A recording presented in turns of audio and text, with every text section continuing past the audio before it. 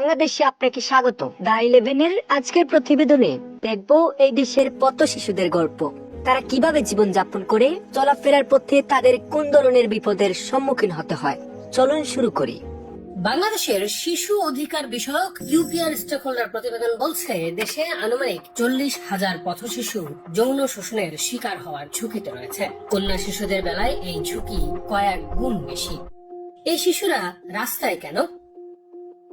2021 সালের একটি গবেষণায় দেখা যায়, অপরাধে জড়ানো 92.4% পথ শিশুর এই পথে আসার মূল কারণ দারিদ্র্য। মাদক নিয়ন্ত্রণ অধিদপ্তরের গবেষণায় দেখা গেছে, দেশে অর্ধেকের বেশি পথ শিশু মাদকে আসক্ত, আর মাদকের বাহক হিসাবে ব্যবহার করা হচ্ছে দেশের 21% পথ শিশুকে। অনেক কষ্ট করে অনেক ঝামেলা করি, যে জানি পরে আমরা কথা মোতা পেয়ে আসে না, আমাকে কি পশাব কথা পেয়ে আসে না জায়গা। এই শিশুদের জন্য সারা দেশে আছে মাত্র 17টি সরকারি সমন্বিত শিশু পুনর্বাসন কেন্দ্র। আগস্ট 2012 থেকে মার্চ 2026 পর্যন্ত 14 বছরে মাত্র 19,668 জন শিশু সুবিধাভোগী ছিল এসব কেন্দ্রে। সমাজ কল্যাণ মন্ত্রণালয়ের তথ্য বলছে, চরম জনবল সংকটে অব্যবস্থাপনায় চলছে এই কেন্দ্রগুলো। যদিও এই দাবির পুরোপুরি বিপরীত সুর মাঠ পর্যায়ে বেসরকারি উদ্যোগে শিশুদের নিয়ে কাজ করা অনেকেরই। এর মাঝেই শিশুদের সুরক্ষায় সরকারের অর্থায়নে দেশের 15টি জেলায় স্থায়ী কেন্দ্র স্থাপনের একটি নতুন প্রকল্প প্রস্তাবনা প্রস্তুত করা হয়েছে, যা আছে পরিকল্পনা কমিশনের অনুমোদনের অপেক্ষায়। তবে এই দীর্ঘমেয়াদী পরিকল্পনা বাস্তবায়নের আগে বর্তমান সংকট কতটা কাটবে তা নিয়ে প্রশ্ন থেকেই যায়।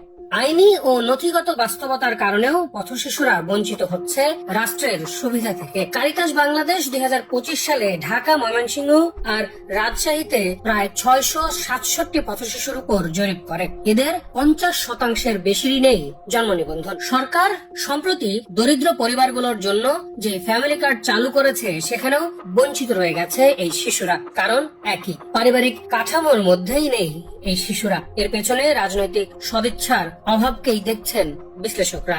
সন্ধ্যা যেমন ধীরে ধীরে আধার নিয়ে আসে, অনেকটা তেমনি করেই রাষ্ট্রযন্ত্র নিজেই যেন ধীরে ধীরে অন্ধকারের দিকে ঠেলে দিচ্ছে সুবিধা বঞ্চিত শিশুদের। প্রমাণ 2021 সালের ডিসেম্বরে প্রকাশিত গবেষণার পরিসংখ্যানগুলো। সেখানে দেখা যায়, অপরাধ জগতে পা দেয়া 50% শিশুকে সরাসরি গ্যাং বা মাস্তানরা প্ররোচিত করে এবং প্রায় 68% শিশুকে সরাসরি রাজনৈতিক উদ্দেশ্যে ব্যবহার করা হয়।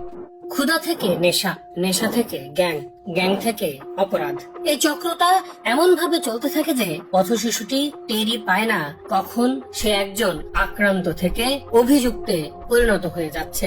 ঢাকার রাস্তায় অপরাধে জড়ানো এই শিশুদের প্রায় শতভাগই চুরির সঙ্গে যুক্ত, আর 84.9% শিশুই ছিনতাই এবং 58.4% শিশু মানব পাচারের মতো অপরাধের সাথে জড়িয়ে পড়ছে।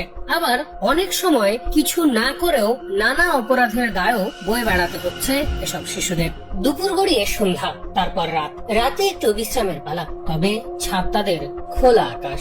সে আকাশের নিচেই শিশু মন ভুলে যায় সব বঞ্চনা, আর সে অবসরে রাষ্ট্র কি ভুলে যায় তার দায়িত্ব। দা 11 ঢাকা শহরের 8টি স্থান ঘুরে প্রায় 13 থেকে 15 জন পথ শিশু এবং রাস্তায় বেড়ে ওঠা 5 জন প্রাপ্তবয়স্কের সাথে কথা বলেছে।